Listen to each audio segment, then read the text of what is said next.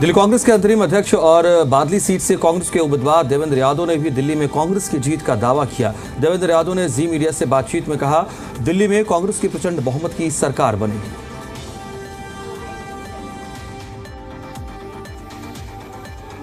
दिल्ली कांग्रेस अध्यक्ष देवेंद्र यादव इस समय हमारे साथ हैं, जो बादली विधानसभा से कांग्रेस के प्रत्याशी भी हैं। देवेंद्र जी, आज राहुल गांधी रैली करने आए, केजरीवाल और नरेंद्र मोदी दोनों पर हमला बोला, लेकिन केजरीवाल के लिए ये भी कहा कि शायद वो नरेंद्र मोदी से भी ज्यादा चालाक हैं।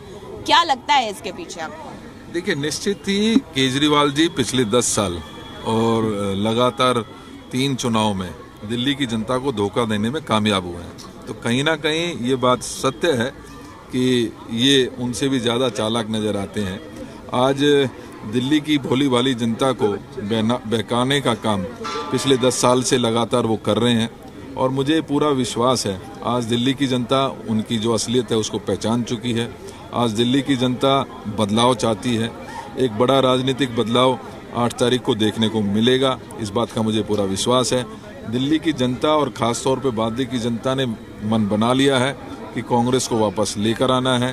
कांग्रेस ही एकमात्र ऐसी पार्टी है जो सबको साथ लेकर चलती है, जो गरीबों का ख्याल रखती है, वहीं कोशिश करती है कि सबको, चाहे वो डेवलपमेंट की बात हो, उसके में अगर कोई पायनियर है तो कांग्रेस पार्टी है, सोशल सिक्योरिटीज़ देने में कोई पायनियर है तो कांग्रेस पार्टी है। लिहाजा लोगों को आज पुनः कांग्रेस में विश्वास लौटा है और मुझे पूरा भरोसा है कि हम एक लैंडस्लाइड विक्ट्री के साथ दिल्ली में सरकार बनाएंगे। हालांकि एक इसको आयरनिकल बात कह सकते हैं, जब राहुल गांधी यहाँ पर मंच से बोल रहे थे तो दूसरी ओर केजरीवाल कांग्रेस के वोटर्स से खास अपील जारी कर रहे थे। उन्होंने कांग्रेस के वोटर्स को कहा है कि अगर आप दिल्ली में कांग्रेस को वोट देंगे तो इन अ वे आप बीजेपी को वोट देंगे, क्योंकि कांग्रेस के समर्थकों का हवाला देते हुए उन्होंने कहा कि उनसे बात की तो उनको बताया गया कि किस तरह से कांग्रेस की कार्यशैली से लोग अब दुखी आ चुके हैं। देखिए, 10 साल लोगों ने विश्वास जताया कि उनके दुख में, परेशानियों में केजरीवाल जी खड़े होंगे।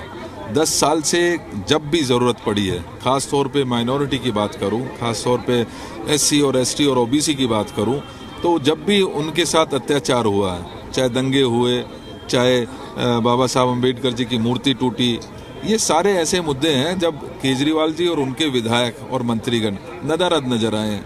आज जनता को विश्वास हो चला है कि कांग्रेस ही नीचे से लेकर ऊपर तक अगर किसी को संबल प्रदान कर सकती है तो कांग्रेस कर सकती है। कांग्रेस मजबूत होगी तो देश में एकता और अखंडता बढ़ेगी। कांग्रेस मजबूत होगी तो सबको बराबरी का हक मिलेगा।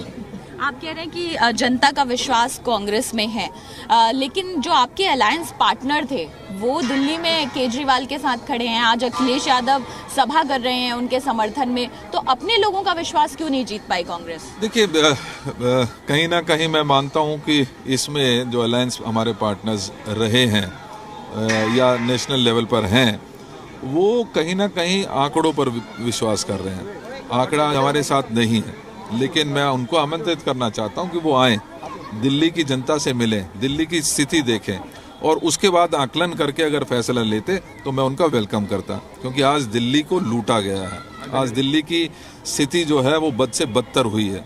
कहीं ना कहीं ऐसे समय में बहुत ज़रूरत थी कि कांग्रेस के हाथ मजबूत होने चाहिए और कहीं ना कहीं आज जनता जो लोगों का विश्वास कांग्रेस में लौटा है, हम उसके बलबूते लगातार ये क्लेम कर रहे हैं कि हम एक लैंडस्लाइड विक्ट्री के साथ एक मजबूत सरकार 8 तारीख को बनाने जा रहे हैं। एक आखिरी सवाल, दिल्ली न्याय यात्रा के समय हमने आपको सड़कों पर देखा।